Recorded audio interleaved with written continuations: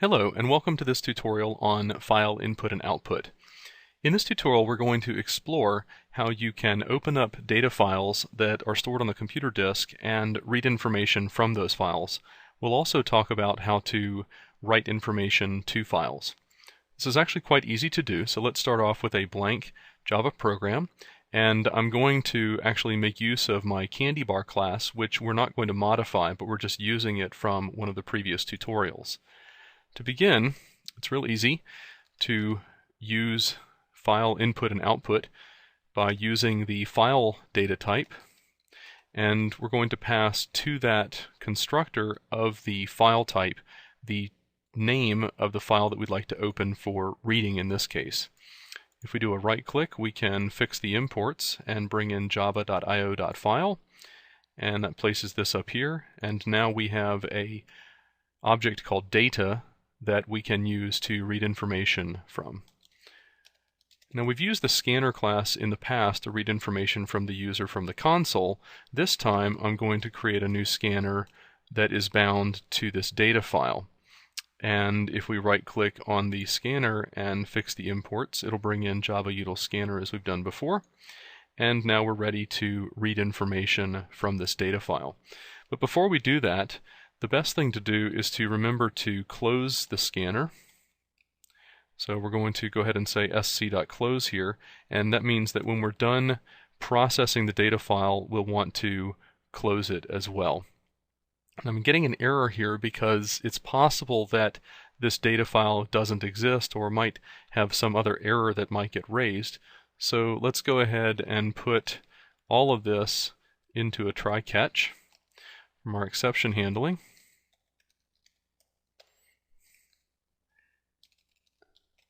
And if there's an error, I'm just going to print out the message that occurs. Okay. We're getting another error here showing that SC is not recognized, and that's because it's within the context of the try block that I actually define SC. So I need to move this up into the try space, otherwise that variable SC doesn't exist. So if you're getting an error and it's saying something to the effect that the symbol is unrecognized, it's because you're declaring an object within the try space and then using it outside of. So it's actually quite important that I point that out, because it's a pretty common thing to do. If you declare a variable inside of the try, it's only visible within that try there. Okay, so what I want to do now is repeatedly read lines from this data file, and the data file is quite simple. It just contains a set of numbers, one number for each line. So you see I've got 4, 90, 310. We could extend this data file out as large as we wanted, but the data.txt is just a series of numbers on different lines. And I want to say that so long as this has a next line, I want to keep reading. Okay, and what I want to do is just calculate the summation. So let's create a sum variable here before the try catch, and for every line I just want to increase the sum by integer.parseInt on sc.nextLine. Okay, as you've seen before, nextLine reads in something, and we're going to do it from the scanner. I'm going to parse that in, and I'm going to increment my sum by that much, so it's plus equal there. And I'm going to keep doing that so long as our scanner has another line to read, so read the entire file there. Now at the end, I can use our println and say the sum is equal to sum. And it will read all of the data from this and then display the sum to us. So let's run this, and we get that the sum is 404.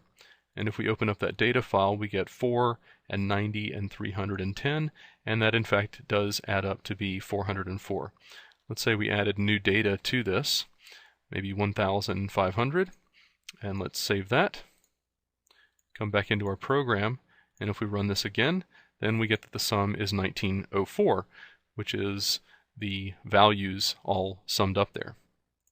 So that shows you how to open up a data file of simple numbers and read them in line by line. Let's get a little bit more complicated than that now. So I'm going to comment this out, and so we don't need this anymore.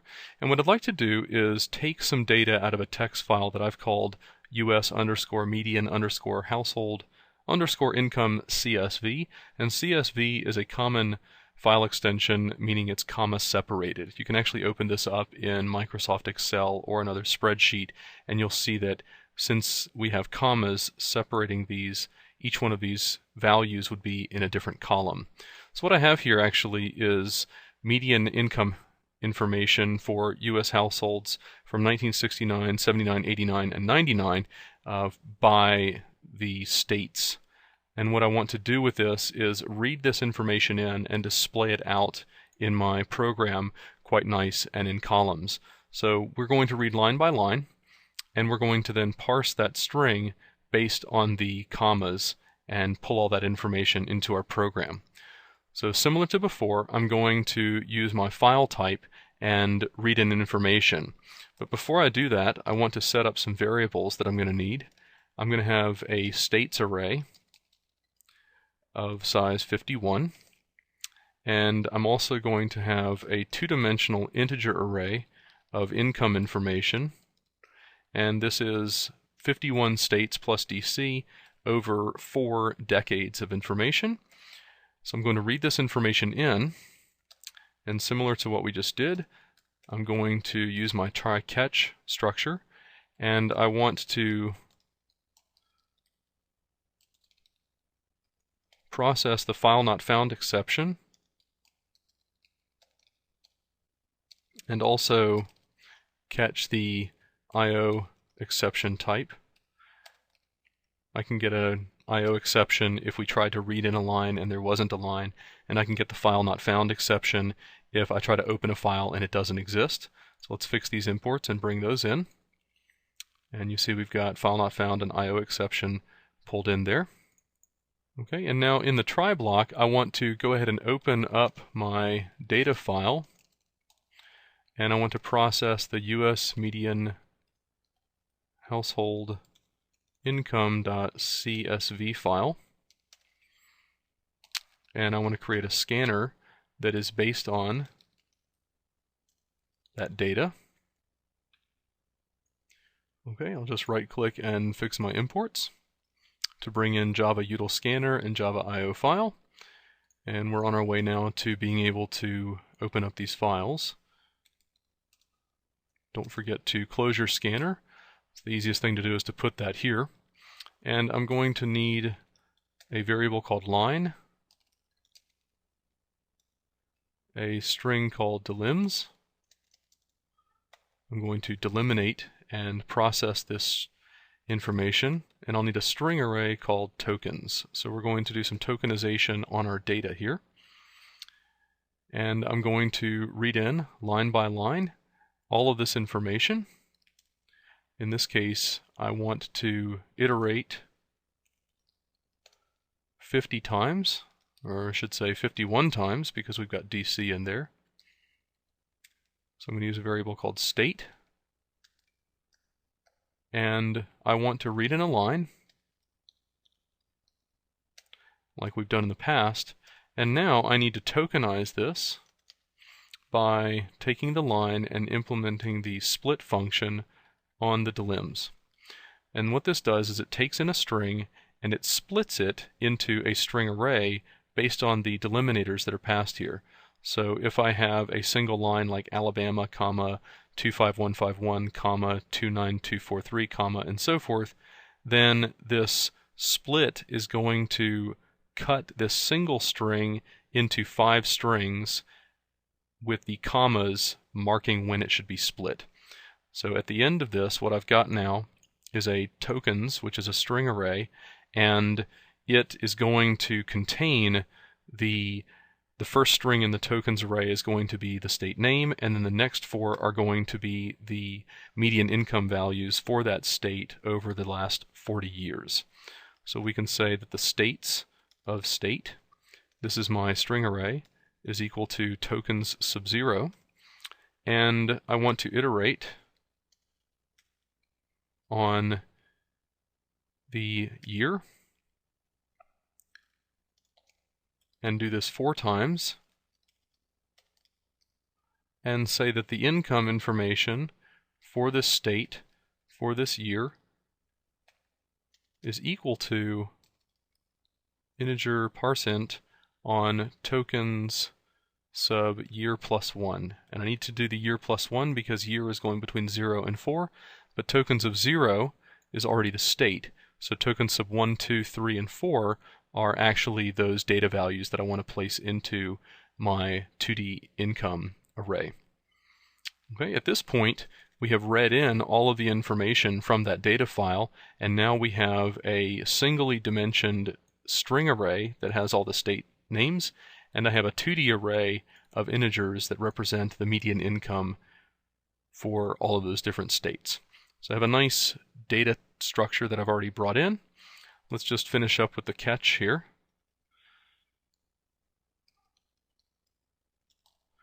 And say we had an error in that the file was not found.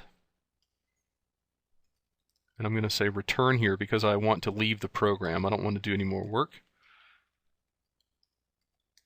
And if we had an error processing,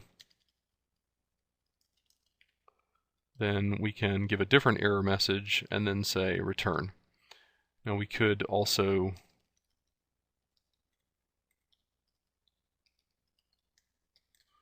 say get the message and print that out here and here as well.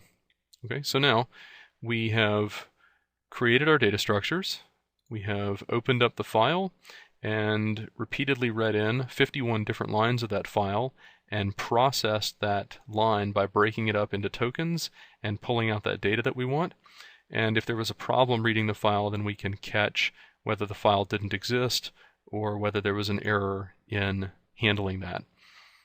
At this point, let's go ahead and run and see what we get. And it builded successful and it ran. There's no output, but we didn't get an error. If I misspell the file name, then we should get an exception in that the error, the file wasn't found, right? So let's correct the spelling and run it again. And if we don't get any output, then that's a good thing because we haven't really done anything yet. We've just opened the file for reading. Now we'd like to actually do the processing on that file. At this point, the 2D array of integers that we have and the states names should be pretty familiar to you because we used those in an earlier tutorial that handled the candy bar sales information. I think that's what I called it back then. So I'm not going to rewrite that code. I'm just going to paste that in, which is exactly the same.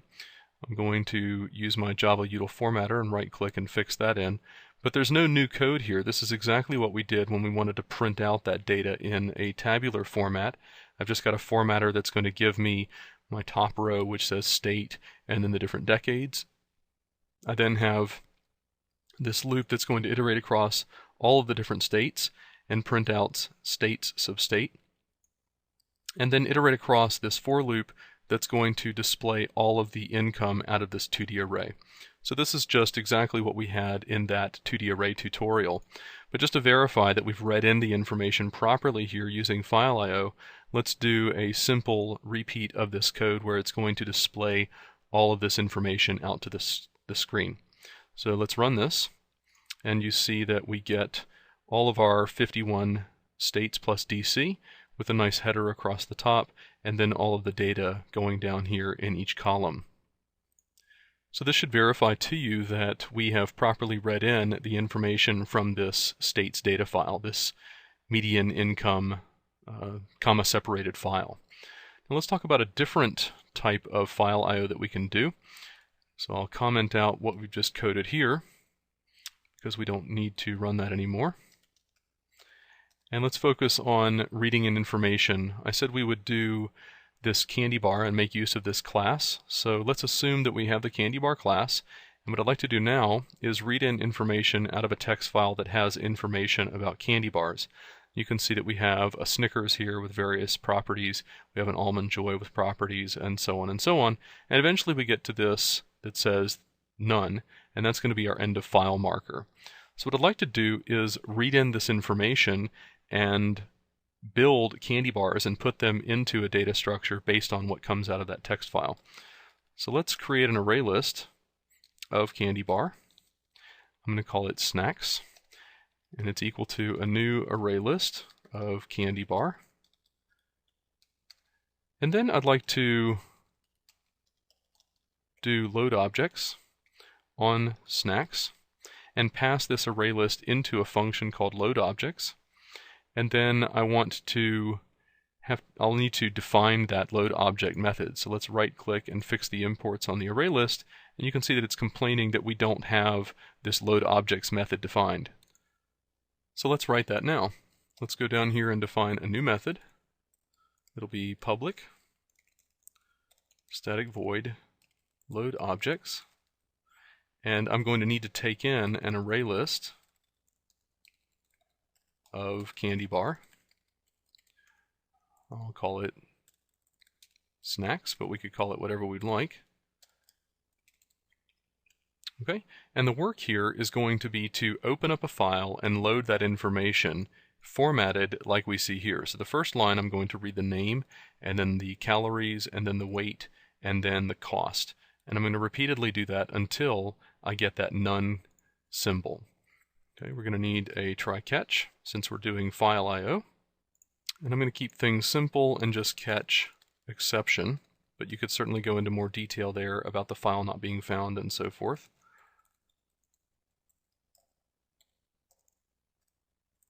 And we're going to display the message that is given to us here. Okay, the work that I'd like to do is create a new file, and it's going to be pulled from candybars.txt. I'm going to create a new scanner that is based on that data. And I commented out, so I'm going to need to fix the imports again. If I hadn't commented that out, then I wouldn't need to do that. And I'll close my scanner. Okay, I'm going to need some variables here for the properties, so I'll have string name, I'll have int calories, double cost, and double weight. And I'm going to have a do while loop. So long as the name is not equal to none, I want to keep reading in this information. All right, so until I get to that symbol none, then I want to keep repeatedly reading in information here.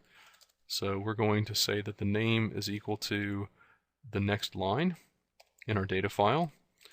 And if the name is not equal to none, then I want to read in more information. So if I do read in none, I want to immediately skip over all of this and then get out of my loop.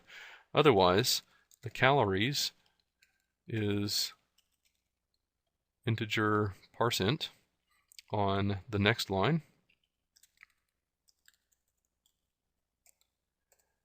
And the weight is equal to, we've got a double here, parse double on sc.nextLine. So I'm just reading in the calories line and converting that into an integer, reading in the next line and converting that into a double and storing that into weight. And then the cost is also a double, parse double on sc next line. So at this point I have my name, I have my calories, my weight, and my cost. I can then create a new variable, create a new candy bar based on those values, passing it in the name, the calories, the weight, and the cost. Okay, so since I've read these 4 lines in, I'll then use them in the constructor for the candy bar and pass that new candy bar into the add method of the snacks. Now remember that snacks is my array list, so this function is going to read in all of this information, and then when it's done, the snacks array list inside of my main will be filled with all of this information. To verify that we've loaded it in properly, let's display all of the values So system out println snacks.size, and we'll say that many candy bars were read in. And then let's repeat. Let's do a for loop.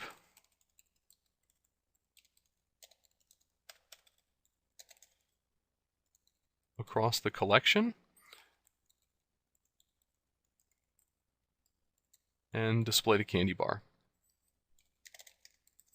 We'll just put some spaces in front of it so that it's offset underneath this. Okay, so this function tries to open a file and read in line by line and build candy bars. So it's going to read 4 lines in at a time here and then construct a new candy bar based on that until it gets to none. So if we look at this text file, it's going to read in that as the name, this is the calories, this one is the weight, this one is the cost, and it's going to construct a new snack based on that. It'll come back to the top of the do loop and it'll read in another name and another calories and another weight and another cost, and keep doing this. Eventually it's going to get down to none. It's going to read that in, it's going to skip down to here, and it's going to leave altogether. And then finally it's going to display all of the candy bars that it read in. So I have this candybars.txt file. It's going to read that information in from it, and if we run this at this point, we should see that we have 5 candy bars that were read in, and then it displays all 5 of them. Up here you can see that the constructor for the candy bar is working, and we get that information displayed to us here. So we've got 1, 2, 3, 4, and 5 candy bars, and it looks like everything is working quite nicely. In addition to reading in information from a file, we can also write information out to a file. So just as a test, let's create another method called writeObjects, and I'll pass it my snacks array list here. And let's go down here and define that new method.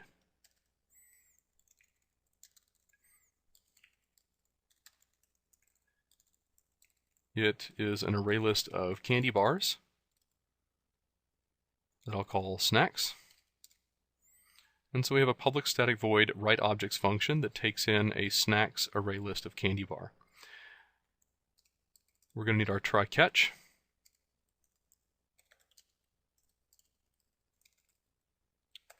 Pattern, and we're just going to display the message if there's an exception that's thrown. And the work that we're going to do now in our try is a little bit different because we're going to use a file writer rather than just a simple file. And it's a new file writer. I'll call it output.txt is what we want to write. And this second parameter to the constructor of the file writer is whether or not we want to append or not. So if the file output.txt already exists, do we want to add to that file? If we say true, then it will open the file and it'll put all the new content that we write into the end of that file. If it's false, like I'm doing here, if the file exists, it'll just wipe it out and write over whatever was there. In this case, you can see I don't have an output.txt file in my project folder. You do have that data, and you do have the candy bars and the US median. We're going to leave that alone though and not add anything here, so that when we're done, this output.txt should be added here into the folder. Let's do a right click and resolve the imports here, and let's create a buffered writer. We'll call this BW for buffered writer is equal to a new buffered writer that's based on this file. Okay, and I'm going to use the buffered writer to actually do my writing to the file. So we'll fix the imports there. First thing we should do is remember to close our buffered writer, and then all the work that we're going to do will be put right here in between. So let's generate some information out to the screen, out to the file, just by simply saying BW for my buffered writer.write. And I want to write out all of the candy bars. There's no write line here, so I'm going to use the write command to display something, and when I'm finished with that, I'm just going to use the new line to move down to the next line in my text file. So let's do a loop across all of the candy bars in my snacks array, and I want to write out the candy bar. I'll indent a little bit. Let's just write out the name of the candy bar, not the whole thing, and go down to the next line. Okay, so what this is going to do is it will iterate across all of the candy bars in the snacks array list, and it will write out the names of the candy bars into that text file. So let's run this, and we see that we've created them all. That was from the load objects, and when we write objects, if we go over here, we should see an output, and you see that the candies include Snickers, Almond Joy, Zagnut, and Super Snickers, and Epic Snickers, because of the write objects function that we defined here. Let me go ahead and delete this output txt so it's gone again. And I want to modify this slightly so that we're not only just writing out these candy bar names, but let's also say how many total calories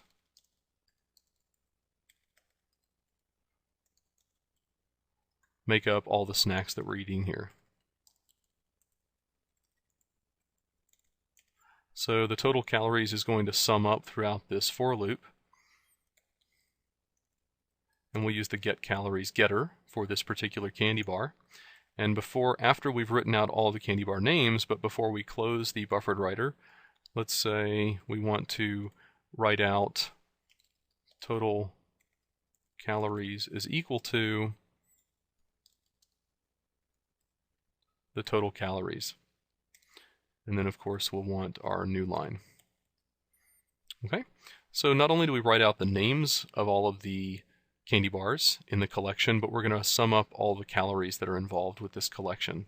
So if we run, you'll see we get our output from the reading in, and I deleted it before, but here it is back again because we ran our program. And if we look at output txt, not only do we have the candies names, but we also have the total calories for all the candy bars in that collection. Okay, so what you should have gotten out of this tutorial is that we can easily do input and output on files by using our file data type and binding a scanner to that. What we'll do then is be able to read in information just by using our next line command, and that always brings in a string, so you'll need to convert that into integers or doubles if necessary. So a real simple way of opening up a text file and reading in some integers line by line.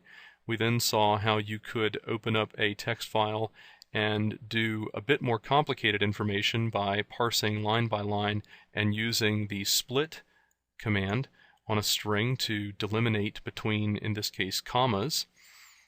Next, we looked at reading in two-dimensional information about income using a data file with comma separated.